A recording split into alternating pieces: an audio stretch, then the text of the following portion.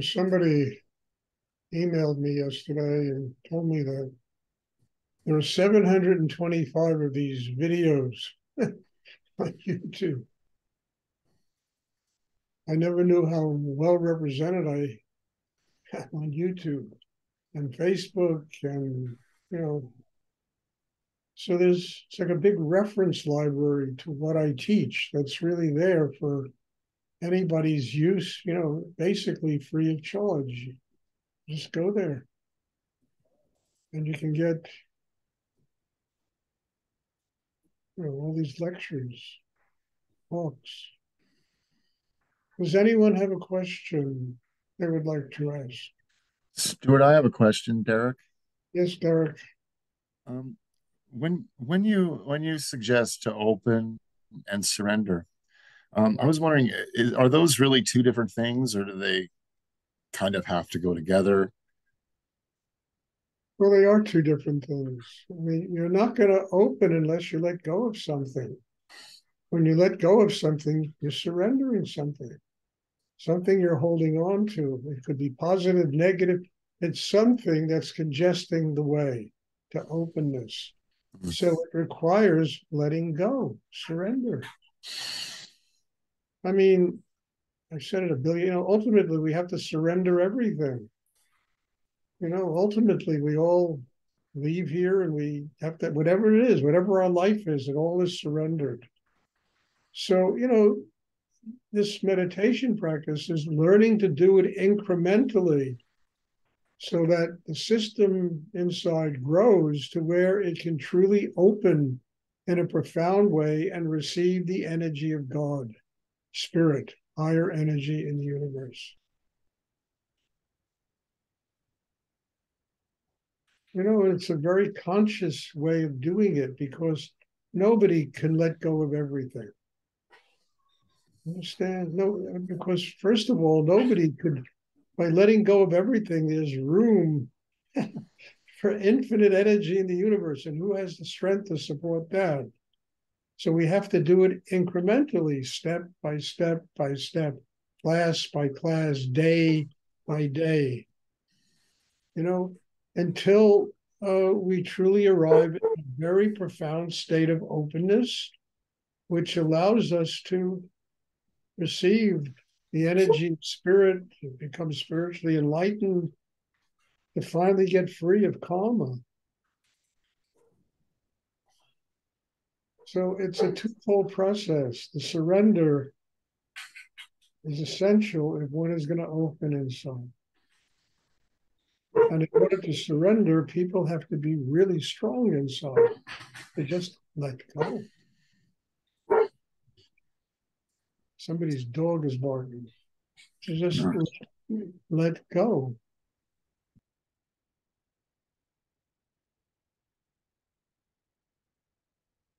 Does anyone else have? I hope that's clear, because it's not very complicated. It's just not easy to do. I say this all the time.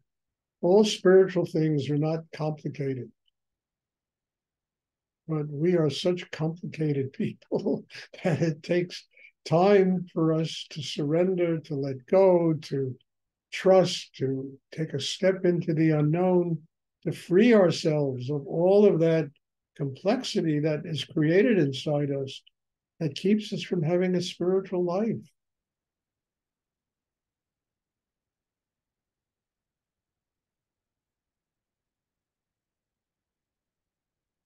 And forget about a spiritual life, it just keeps people from being happy, from living with joy and love inside them and surrender inside them. Does anyone else have a question you'd like to ask?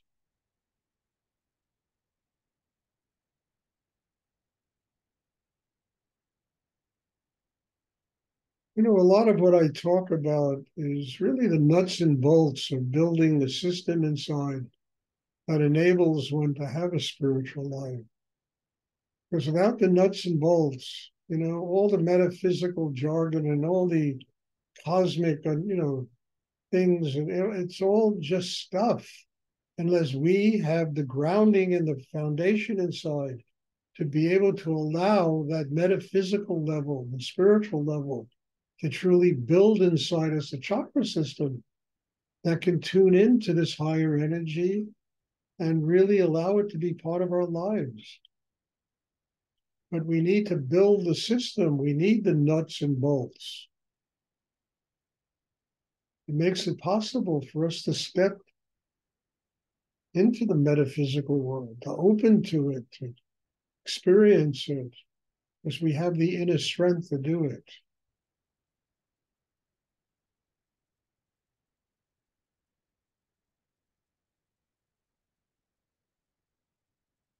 Does anyone else have a question?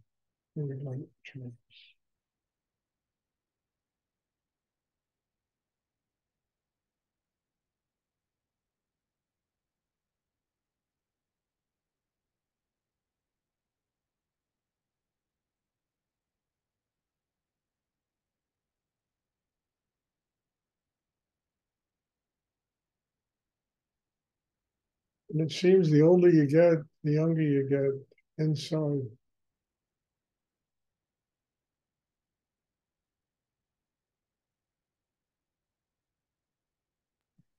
Sorry, it was so noisy here. I also one more question also. You've heard you talk about how humility is a form of strength. Can you talk about that? I do all the time. Look, Derek and everyone else, it's a very important subject. We are raised to believe in the societies that we live in that strength is ego. Strength is being a master over everybody else, being able to boss everybody around, and mostly all of that stuff is a cover up for insecurity inside people. Real strength is to be able to listen to somebody. Real strength is to defer to other people. Real strength is, a sense of humbleness about life. You know, I, I mean, in the vastness of it, what is a human being? It's like a drop of water in the ocean. And that drop of water makes so much drama because of ego and because of anger and insecurity, et cetera, that it creates nightmares in the world.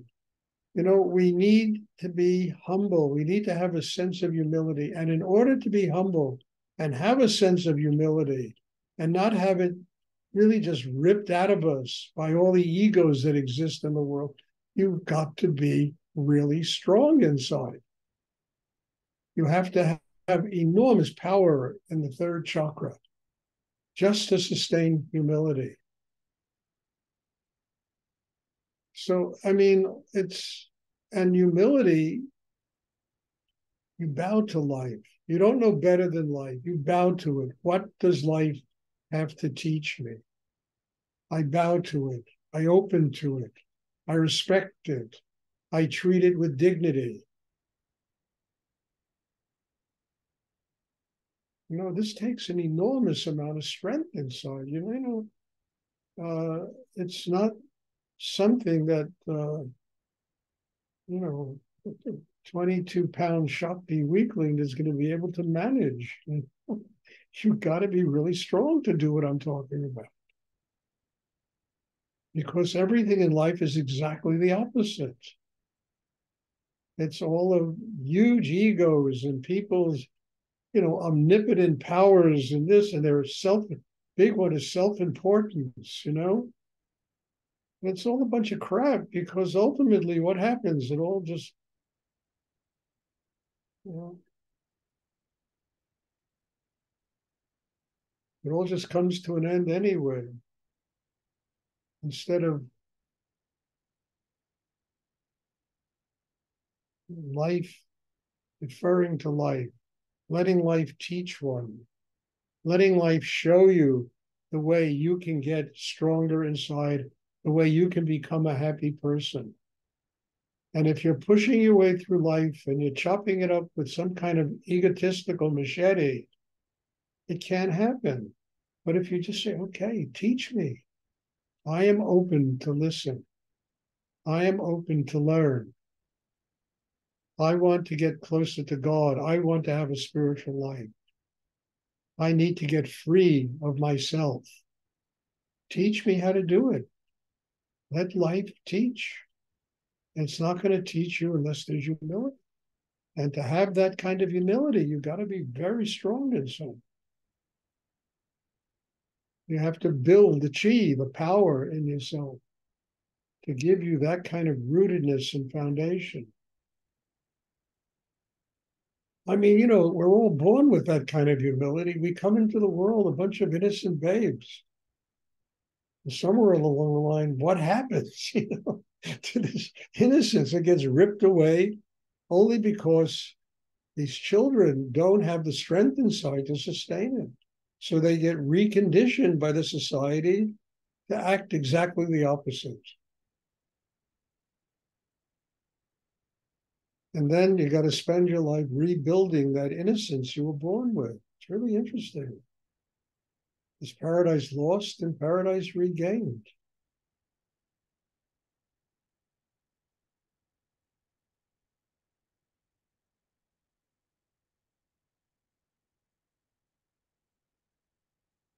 I hope this is clear because it's such an important element in growing inside. And it's an element where we think, deferring to life means we're weak people. It doesn't mean we're weak people. It means we've built enough strength inside to look out at life and say, I made a mistake, teach me.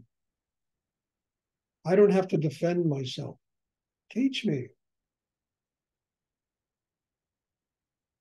what I need to learn in order to grow and to become more of a human being.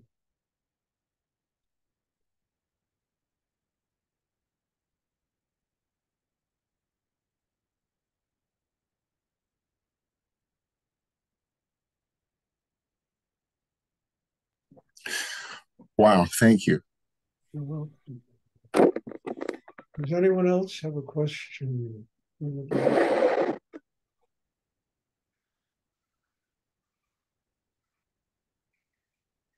have a question? Ellie, you have a green light around you. Don't you have a question? Does anyone else have a question they would like to ask? Okay. Thank you. God bless you all. There'll be class on Sunday. I'm looking forward to seeing everybody. And bless you. And thank you. Have a wonderful evening. And Mhm. good night. Thank you, Stuart. Much, Stuart. Bye. You.